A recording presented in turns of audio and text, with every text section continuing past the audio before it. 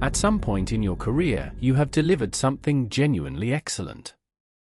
A project that came in on time, under budget, and exceeded every metric it was measured against. A client relationship you rebuilt from near collapse. A problem nobody else could solve that you solved quietly, completely, and without being asked twice. And then you watched someone else get the credit. Not because they stole it dramatically. Not because of some obvious act of sabotage. But because somewhere between the work being done and the work being seen, something happened. The recognition went somewhere else. To someone more vocal. Someone better positioned. Someone who understood a game you didn't even know was being played. This gap, between what you produce and what you receive, is not an accident. It is not bad luck. It is a structural feature of how organizations distribute credit. And until you understand exactly how it works, you will keep losing ground to people who produce less but receive more. The first thing to understand is that organizations do not reward work. They reward the perception of work. These are two completely different things, and confusing them is one of the most expensive mistakes a professional can make. Work is what actually happens, the hours, the thinking, the problem solving, the execution. Perception is the story that gets told about what happened, who tells it, how it gets framed, and which version reaches the people who make decisions about careers. In a perfectly rational organization, these two things would be identical. The best work would always produce the best perception. But organizations are not rational systems. They are political systems with rational-sounding processes layered on top. And in a political system, the person who controls the narrative controls the outcome. Every time. The work is the raw material. The narrative is the product. And most high performers spend all of their energy on the raw material while someone else, someone who understands this distinction, turns it into the product. So how does credit actually disappear? There are three mechanisms, and they operate almost invisibly. The first is summary distortion. When your work gets reported upward, it almost never gets reported in full. It gets summarized. And every summary is an act of interpretation. Your manager describes your 6-week project in 2 sentences to their director. Those 2 sentences are not neutral. They reflect your manager's framing, your manager's priorities, and your manager's interest in how the outcome reflects on them. If the project succeeded, the summary might emphasize team effort over individual contribution. If it partially failed, your specific role might be highlighted more than others. You have no control over this summary. You are not in the room when it happens. And the director who hears it has no reason to question it because they have no direct access to what actually occurred. The second mechanism is visibility asymmetry. In any team, some work is inherently visible and some work is inherently invisible. Presenting in a meeting is visible. Preparing the analysis that made the presentation possible is invisible. Closing a deal is visible. Rebuilding the client relationship that made the deal possible is invisible. Organizations systematically over-reward visible work and under-reward invisible work, not because decision-makers are malicious, but because they can only reward what they can see. And the people who understand this don't work harder on the invisible parts. They find ways to make the invisible parts visible. The third mechanism is credit clustering. In collaborative work, credit does not distribute evenly. It clusters around the person who presents, the person who signs off, and the person with the strongest existing reputation. The person who did the most work and the person who receives the most credit are frequently, almost structurally, different people. Let me show you how these 3 mechanisms combine in a real situation. A product team at a technology company spent for months rebuilding a core feature that had been causing customer churn.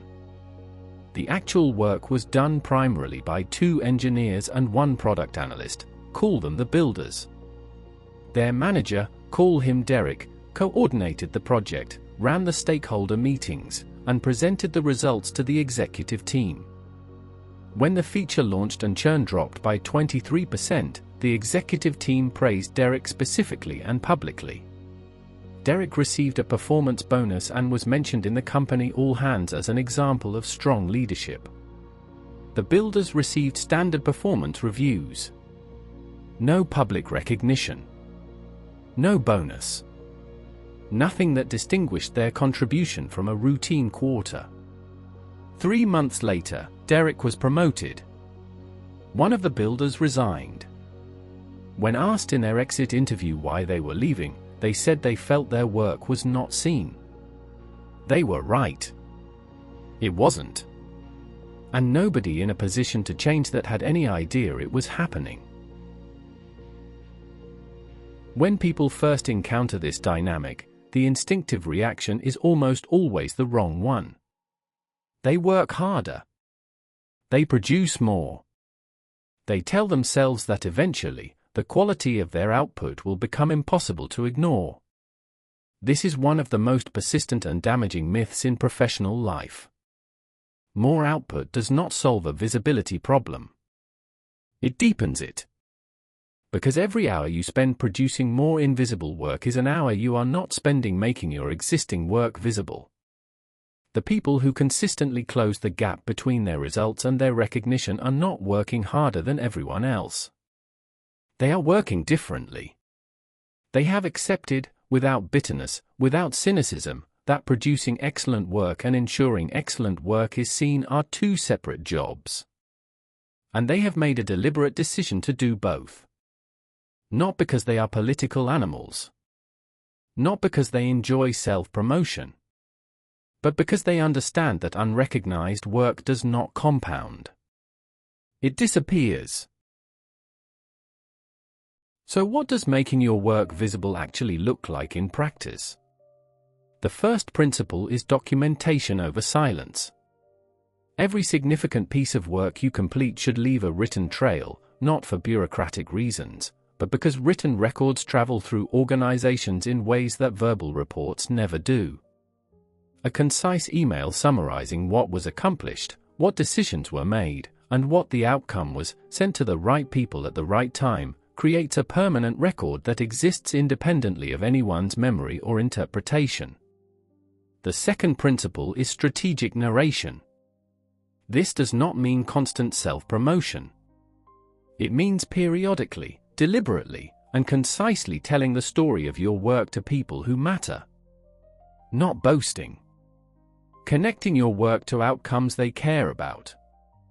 The analysis we completed last month directly contributed to the decision to expand into that market is not self-promotion.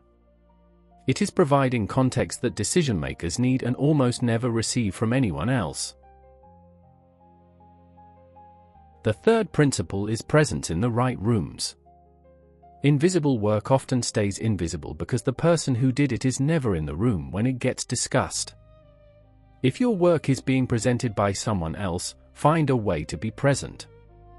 If a decision is being made that your work informed, find a legitimate reason to be part of that conversation. Not to take credit aggressively, but because your presence makes it structurally harder for your contribution to be absorbed into someone else's narrative.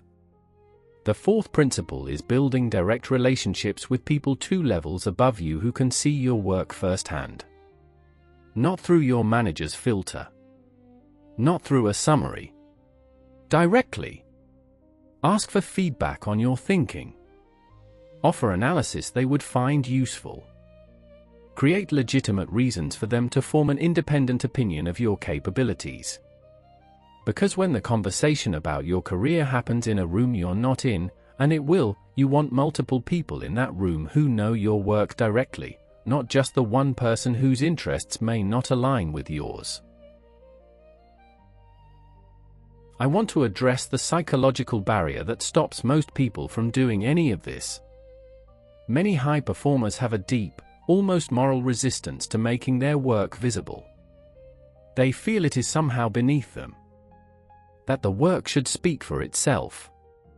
That self-promotion is what mediocre people do because they have nothing else to offer. This belief is understandable. It comes from a genuine commitment to quality. But it is also, and I say this as directly as I can, a luxury that talented people cannot afford. The work does not speak for itself. It never has.